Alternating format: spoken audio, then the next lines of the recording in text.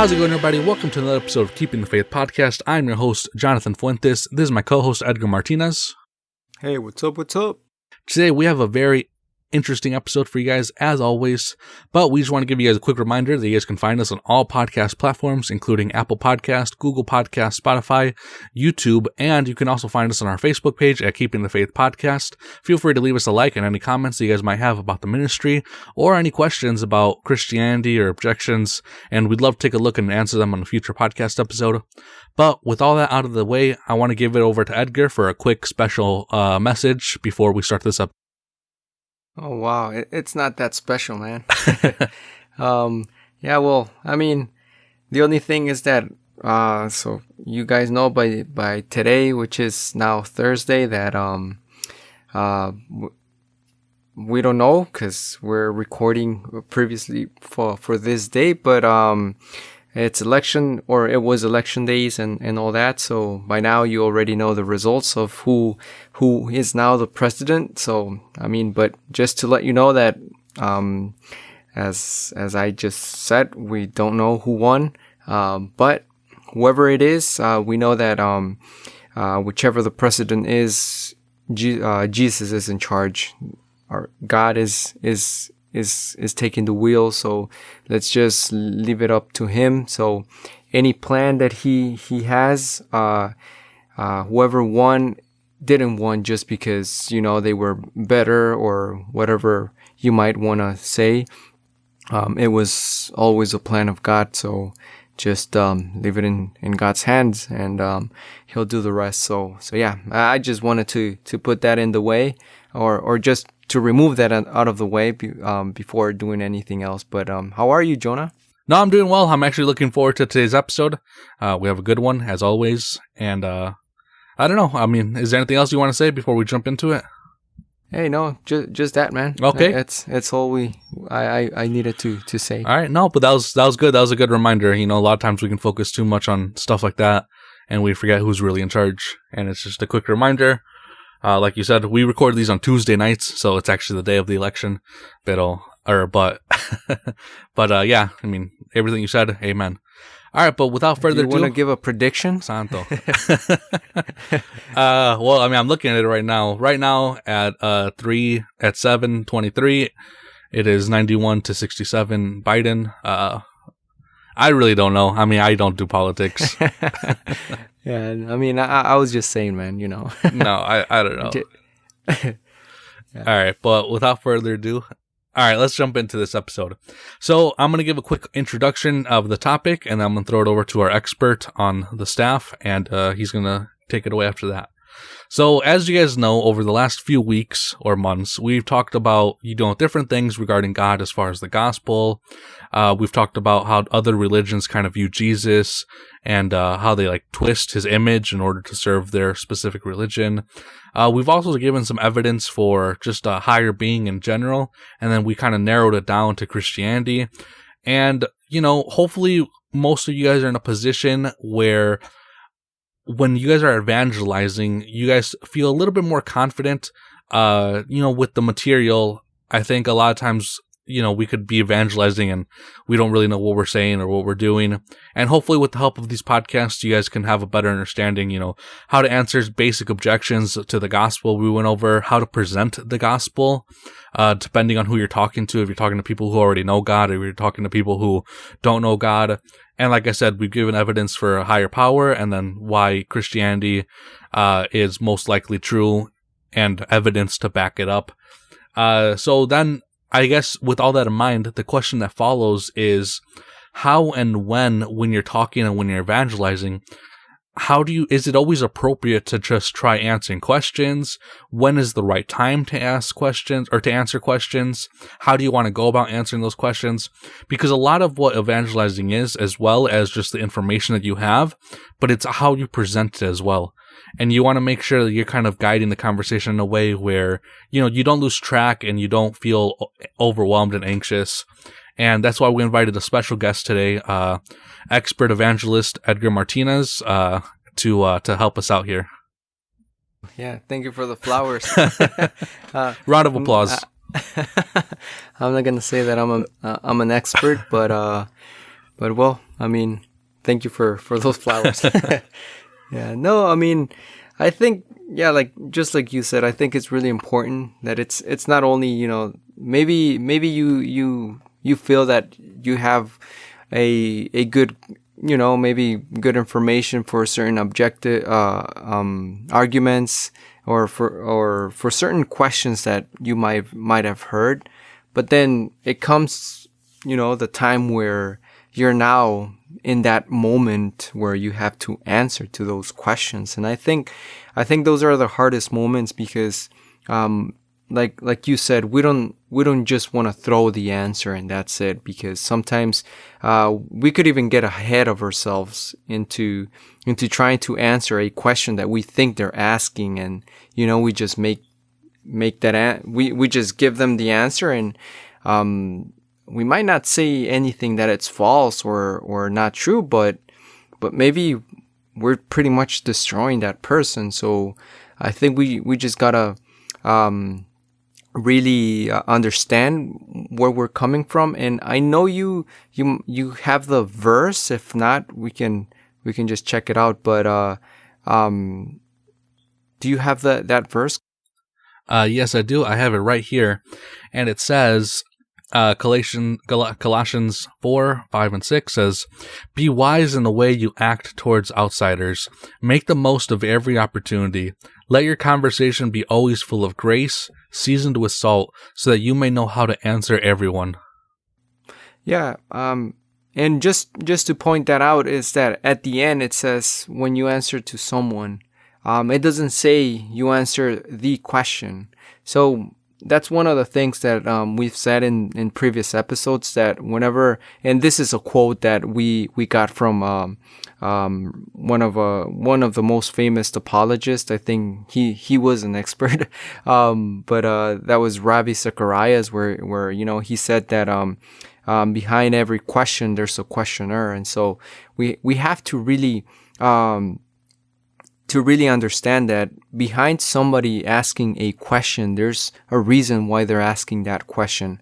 And so we have to know how to discern. And here's where we're going to start. So we got to understand that there's two types of questioners, or essentially it's questioners. So there could be a cynic and there could be a skeptic. So what's the difference between a cynic and a skeptic?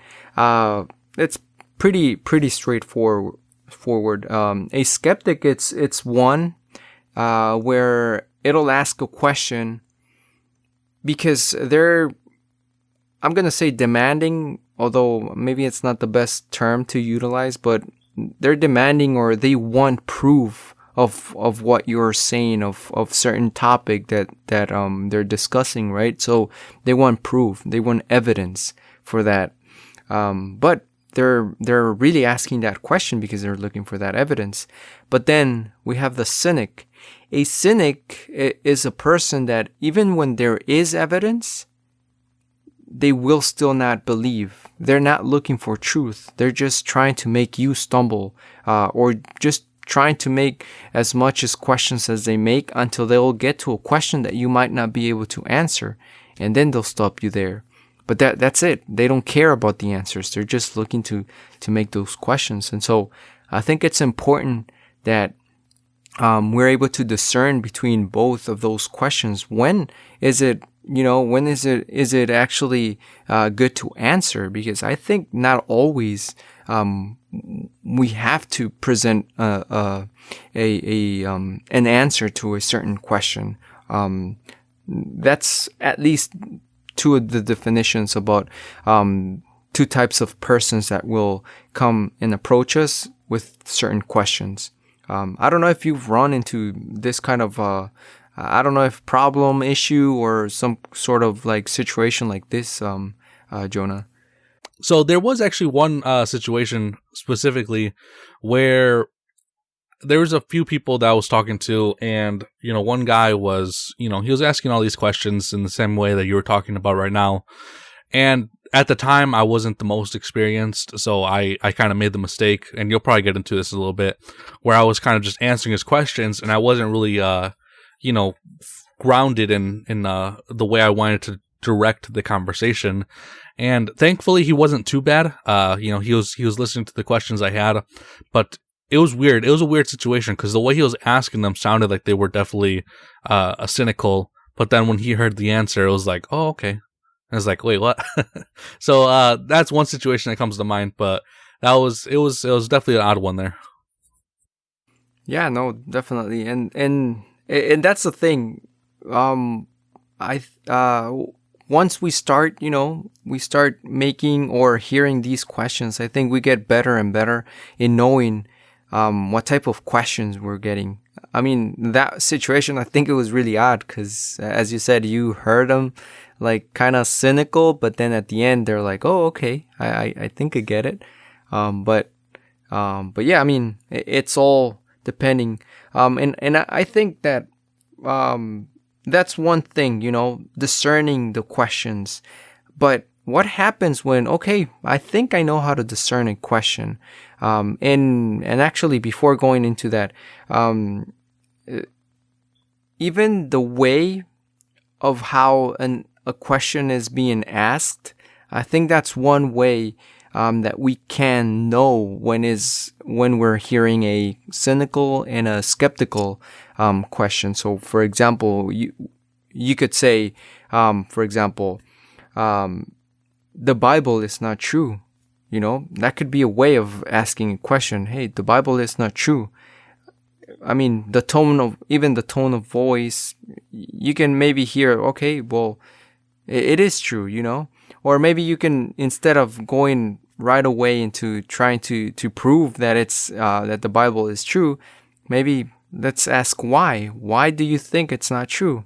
Do you have any proof, or do you have anything following up on that on that objective? That could be one way, but it could also be asked like this, like, the Bible's not true, like, it's just like, it's plain, it's there. You could still, go with that same way of getting into that question, like, why do you think that it's not true?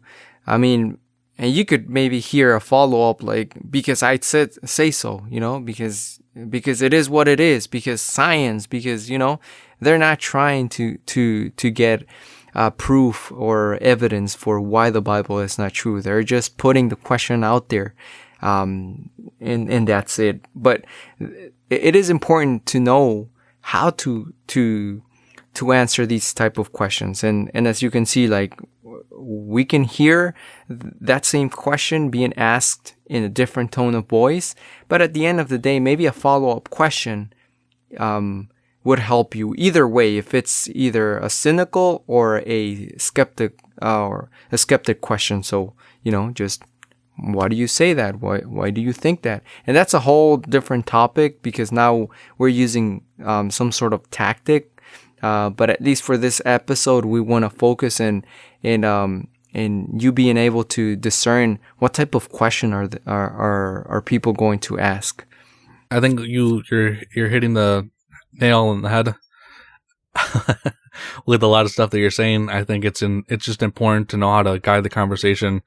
You've heard multiple questions before, and you familiarize yourself. At the end of the day, and I'm not going to lie, I don't know if you said this already. At the end of the day, it's not so much about just memorizing answers. And I think one of my biggest issues in the beginning was fear of hearing a question that I've never heard before, and like wanting to memorize answers. I'm like, there's this one YouTube channel that I watch that maybe some of you guys are familiar with, Frank Turek, Cross-Examined, and he uploads YouTube clips of him answering questions, and he just makes it seem so natural. People, he'll get like tough questions and he'll answer them, and I think a lot of times we can have that fear that, oh, I have to be that way too, But at the same time, you have to remember that this guy is, he went to school for this. He's been studying the Bible for who knows how long. He went as far as to get his PhD in this stuff, and he does this on a regular basis in front of thousands of people. So he's definitely exposing himself more often to hearing questions and just having time to prepare and look for these answers. So I think that's a bad comparison to compare ourselves to some guy who does this on a weekly basis in front of thousands of people to ourselves who maybe talk to a few people at work. And I think it's about having good expectations too, you know, just to not be fearful and stuff like that. I don't even know if I answered your question. Yeah, no, definitely. And one thing to add to that is that I'll also through, I want to put it, I don't know, 2,000 years, maybe 2,000 years plus, it's been the same question. So it's not like we're going to get a new question out of the sleeve. I think it's there's answers to these questions, and they could be worded differently, but at the end of the day, they're just going to fall into, I believe, one subject or one, I don't know, one type of question at the end of the day. So yeah, I think that is important to note. Yeah, don't compare yourself to the pros, because they've been doing that for a long time, not just a few. Maybe they didn't woke up that morning and decided to become an apologist. Exactly. And actually, one more thing too, now that's fresh on my mind. This is a complaint that I've had for a while, but I don't really share it that often. And it's the whole idea, like with these Christian movies, right? You know, it's always that, you know, they paint the Christian to be this really good guy, and then they paint the atheist to be these horrible, wicked, mean, aggressive people. And you watch movies like that, and if you're not used to evangelizing, that's the picture that stays with you. That's the image that sticks in your head, that every time you talk to a skeptic or an unbeliever, that they're just going to be these horrible, cynical, want to get up in your face, you know, angry that, you know, God doesn't exist type people. But I mean, that's not even most likely the case. And I think, unfortunately, sometimes these movies could be doing more damage when it comes to our confidence in evangelizing than good. Because obviously the truth is always going to win at the end. But if there's not enough people spreading the truth, then people are just going to keep living in ignorance. Yeah, I think in that case, you know, I think we sometimes misrepresent somebody, you know, and I think, like you said, the majority of the times we think an atheist is just going to be a hardcore guy that, you know, knows everything about evolution, knows everything about science, knows everything about the Big Bang. Like they're really, you know, I don't know, that really well versed in any type of book, you know, with science and all that. So, and I think, or we think that they're just going to come at us and, you know, with all these terms and all that. But that's not necessarily the case. Like you said, like, at least from my experience, the people that I've talked that maybe they've think or thought they were atheists, at the end of the day with one or two questions, then they're like, you know what, I don't think I'm an atheist. I think maybe at best I'm an agnostic, you know, but what do you have, you know, what do you have to say that I haven't heard, you know? And I think it's not that guy that, like you just said, it's not that guy that's gonna try and wipe us out with what we know with their own knowledge. Yeah, that's a good point. So let's dive a little bit deeper into these questions then. Let's go. So I guess the first question would be is, do you always want to answer every question someone presents to you? Wow. Yeah, that is a great question. I think in the beginning you mentioned that whenever we're evangelizing people, one thing to keep in mind is that we're not there to convince someone. We're there to present the gospel, and there you go. Of course, maybe we are going to get in a conversation where they might want to know even more, right? Before making this really big decision, right? And so I think that is a great question. Do we always answer a question? And I think I would put it this way: whenever we are evangelizing, I think we answer questions if they're going to actually help us to continue to give that message, the message of the gospel, the message of Jesus Christ. Not saying that we won't answer, or we're just gonna say no, I'm not gonna answer your question. I think there's ways, to do it. But I think the most important thing is that if you think you're going to be able to answer the question and continue the conversation towards the message of the gospel, go ahead, tackle it.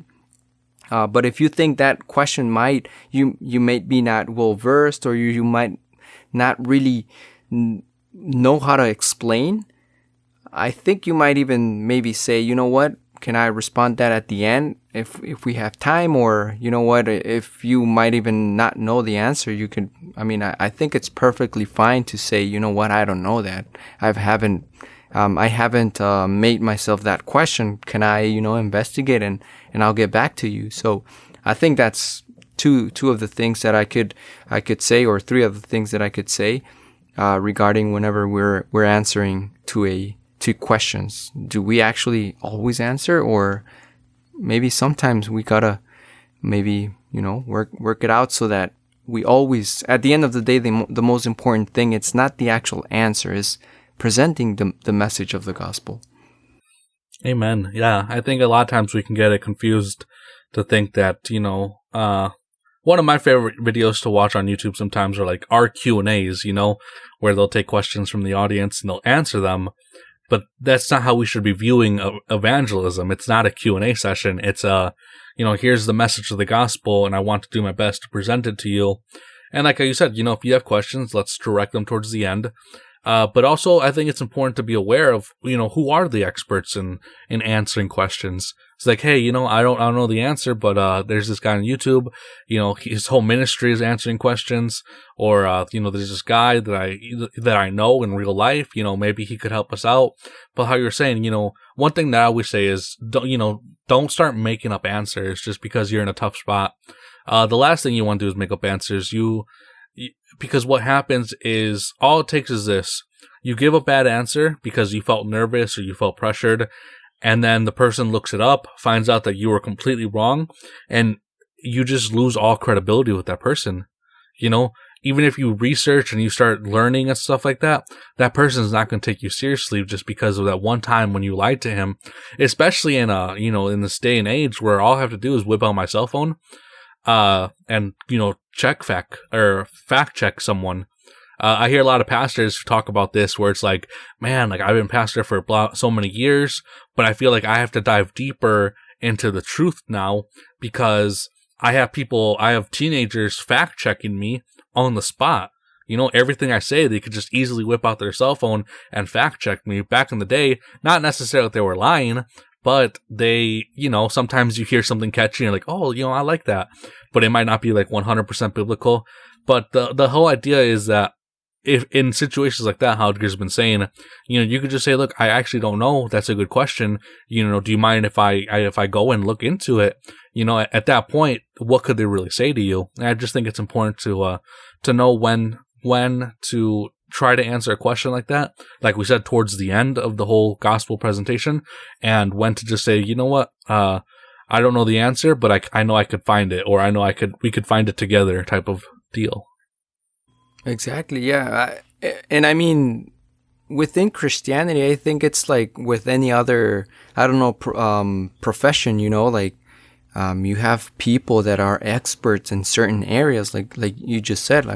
We have historians that are historians in the Bible, so they're gonna know every date, every single aspect of the history of how it was made, how it was compiled, and obviously you want to go to somebody like that for a type of answer that you're looking for that.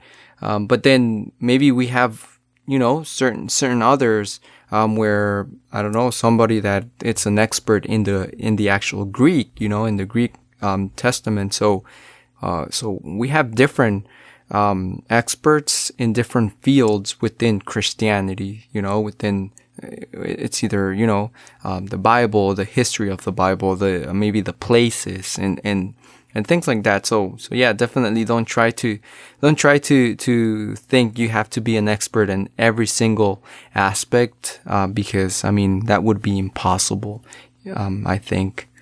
No, yeah, I agree with you. And like I said, I think that's one of the mistakes I made in the beginning, was thinking that I had to be well versed in everything. I think the people that take learning seriously, it's good to focus on one topic.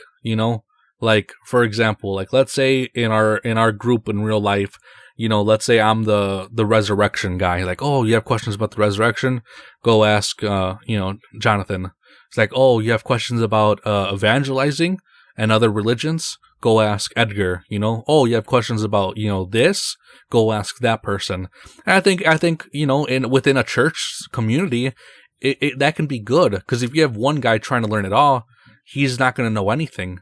But if you have different people who, quote unquote, specialize in different things, even on a non-expert scholarly level, it's still going to help, in conversations in everyday life, because you're going to know, what, I actually don't know that, but I do know someone who does. Let's call him, or how about we meet up again next week and I can bring him along, type of stuff. And it's just about not using each other, but being there for each other as a body of Christ, realizing that we're not in this alone. You don't have to be a master of every subject, and you could just focus on specialize on one thing, just how the Bible talks about, even though in 1 Corinthians it's talking about spiritual gifts, but I think it could be applied in this too. You shouldn't be trying to be the head and the foot and the hand. You should try focusing on one thing and, relying on the rest of the body to be there for you in those other situations when you need them. Yeah, and you know what? At the end of the day, I think you hit it. You hit it on the head. But you just said one thing, and I think it's really important about the gifts that God gives us. I think many people, believe that, well, I gotta study, I gotta go and, get a degree or something, then I will be able to get the gift. But it's not about building to get your gift. You have already been provided with a gift. God gave you a gift from the time He thought about, getting you into your mother's womb. He thought about giving you that gift. And so you were born with that gift. The only thing is that while you're, growing, you got to know yourself. You got to know what you're good at. And then you're going to know, okay, this is my gift. This is the gift that God gave me. But it's not about, I got to study and all that. God has already given that gift to you. Whether it is you knowing how to utilize a computer, how to, do certain things within the computer, and you help the ministry with that, hey, that's your gift, and you're able to bring more people to Christ because of that, and so, there's a lot of examples that I might not be right now remembering, but I just think that's one of the things, at least for me. One of the key points that I've experienced is whenever I'm teaching someone, I have a way of learning something. Of course, I don't always learn correctly, right? But whenever I'm learning something, I try and find a way that it's easier for me to learn it. But then that same process, I grab it and I take it to try and teach somebody else the same way that I learned that, and so I try to apply that same easy process for someone else to learning. Maybe I use like 10 steps to be able to learn that, but once I learned it, I master it, and I can actually teach it in maybe 5 or 6 steps. So that's what I want to do. So at least for me, I think that's one of the things that I was gifted with. But yeah, and that's as far as, getting, having that gift. Yeah. Amen. I think one of the things, I don't know if I said it last week, but one of the things I might have said, maybe, if not, then I'll say it now, is, I think as long as our faith and our trust is founded on the resurrection of Jesus, I think we'll be in a safe spot, because if we can have that certainty that Jesus truly did rise from the dead, then, what are we afraid of, as far as, evolution and, and science and, the Big Bang. And, the truth is the Bible can account for all that stuff. But if Jesus really truly did rise from the dead, it accounts for everything that's happened thus far, I think I might have said it during the class when I was talking to the youth, but essentially that's the idea. If we ground our faith and our trust, like how we're supposed to, on the resurrection of Jesus, I think it should help take away fear of, what if I hear an atheist give an argument that convinces me that God doesn't exist anymore, or something like that. And I think that's why it's one of the important things is to really ground our faith in the resurrection, how maybe we talked about last week. I'm not entirely sure. No, definitely. And Paul said it, without the resurrection, there's no need believing in Christianity, believing in God. No, that was a good point, Edgar. So let's jump into another question here. Are there different approaches that you consider when answering questions, or do you essentially answer them all the same? Yeah, no, another great question. So we actually want to always know that even though we could have an answer, and like I said, it could be true, that answer could essentially destroy that person if we don't have a real understanding of what the question really is and where it's coming from. And that's why it's always important to ask a follow-up question. What do you mean? What are you trying to say? Why do you think that? Some other question that you might, that will help you so that you're actually comfortable whenever answering that question. And for this, we want to have two types of approaches for these type of questions. So we either want to have a philosophical answer and a pastoral answer. So a philosophical question is one question where this one is knowledge based. It's trying to reach the brain basically, and it's an answer where you're just going to go direct to the point. It doesn't matter. You're just trying to answer that question with the facts you already have. And I could, give a really short example. Maybe it's not the best example, but let's say somebody approaches you telling you, hey, you know what? I had a daughter. She gave herself to Christ, but I mean, at the end, she just walked away while she was a teenager. So she's been, for a few years, she's just been out of church and all that. And, she started doing drugs. She started doing different things. And unfortunately, she had an accident and she died. One, does heaven exist? And two, is she there? I mean, if you go with, just that plain, you could maybe say, you know what? Heaven exists. You can see it in the Bible. It's right there. And I mean, if you even go legalistic, you can even say, you know what? The Bible says that if you're living in sin, blah, blah, blah, you can go to hell. Maybe you could say, well, you're being legalistic, but at the same time, you could say, you know what? But that's in the Bible. So that's what the Bible says. I mean, you can definitely give that answer. Or maybe even that person could have told you that she wasn't in Christ because, for some reason.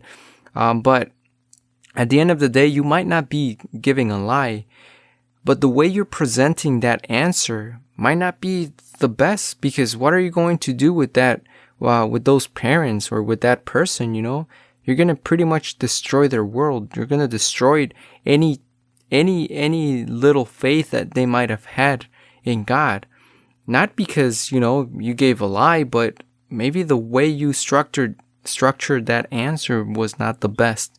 So we always want to, I guess, fact check our answers in the sense of maybe sometimes in that scenario, we wanted a pastoral answer, one that goes to the heart rather than the mind, one that will give comfort comfort, which, we just heard that verse, we want to redeem that time.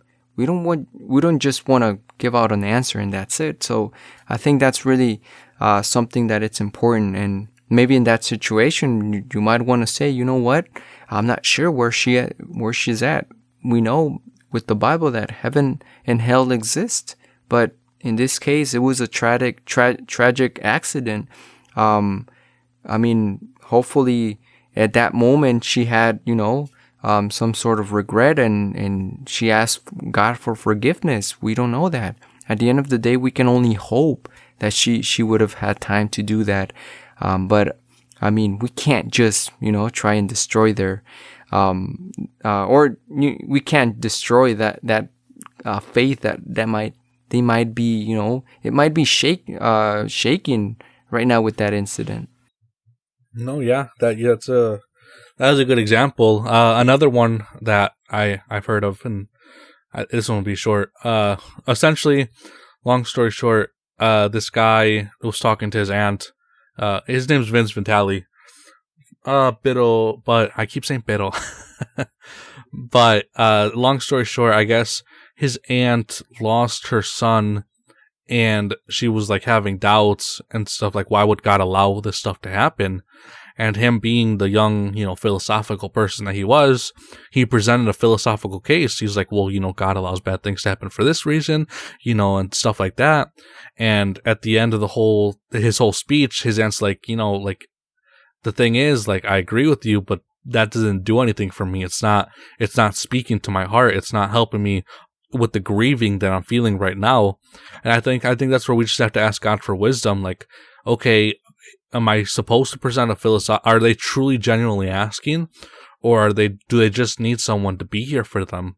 And the thing is, if we stick around in the situation long enough, we could actually find ourselves giving both answers. If we're dealing with someone that's going through cancer, in the beginning they could be like, oh God, why would you allow this, blah, stuff like that. And that's where you could start off with your pastoral answers in the beginning.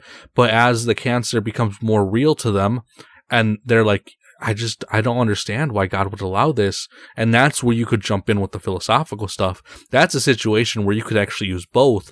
But you have to be aware of which type of answer is needed in that specific situation. And we can rely on our own wisdom, but in situations like that, it's better to be like, God, I don't know what I'm doing, give me wisdom to be able to speak to this person, to help them out in their suffering and their grieving process, to be there for them, and I think that's something that we should take more serious sometimes too. Yeah, and I think you said something really important about an answer that matters to that person. I think that's really important. I heard this. I think it's really. It's a good example. I could tell you guys, hey, I'm a 8.5 size of shoes. I'm not lying. It is true. But does it matter to you? Are you gonna wake up tomorrow and saying, oh, God bless Edgar that has that it's an 8.5 shoe size. It doesn't do anything to your life. It doesn't really matter.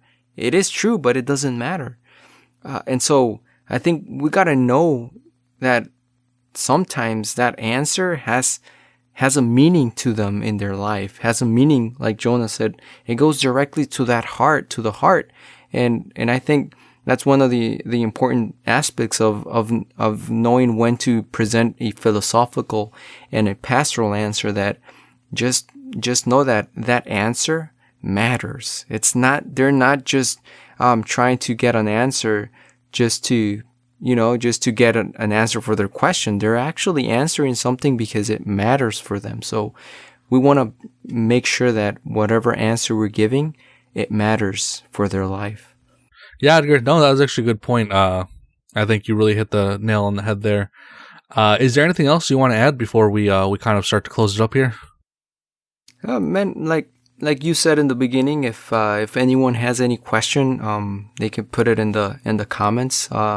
We haven't had any questions yet, so We don't know if it's either you guys don't really want to ask us anything, or you're kind of maybe afraid of asking something. Just know that any type of question is accepted. I mean, just do it respectfully, of course, but yeah, I mean, we're willing to try and answer as best as possible. Yeah, and just one more reminder that those two places where you guys could ask us questions are on our Facebook page at Keeping the Faith Podcast, and also on our YouTube channel at Keeping the Faith Podcast. And you can leave it in the comments of the video or in the comments of our posts on Facebook. But we really want to hear from you guys, because the truth is we're doing this for you guys. You know, we're not just gathering here to like, hey, Edgar, look how much I know. It's like, wait, oh, look how much I know. It's like, no, we want to do this with the intention to help you guys out. And I know that a lot of times there are questions that people have about Christianity, about the Bible, about God, and you know, we don't claim to have all the answers, but we want to help at least guide people in the right direction to know, like, hey, look, there are answers to these questions. But a lot of times we're just too afraid to ask the question, and then we make the decision in our hearts, oh, there must not be an answer. But the thing is, we've never actually asked the question. So that's just something to keep in mind. You know, we're here for you guys. We care about you guys. We're doing this for you guys. And you guys can ask us on Facebook and YouTube. All right, but with that being said, we just want to thank you guys for listening to this episode. Once again, you guys can find us on Apple Podcasts, Google Podcasts, Spotify, and on YouTube. Thank you guys so much for being here. We really appreciate every single one of you guys who listens to our podcasts.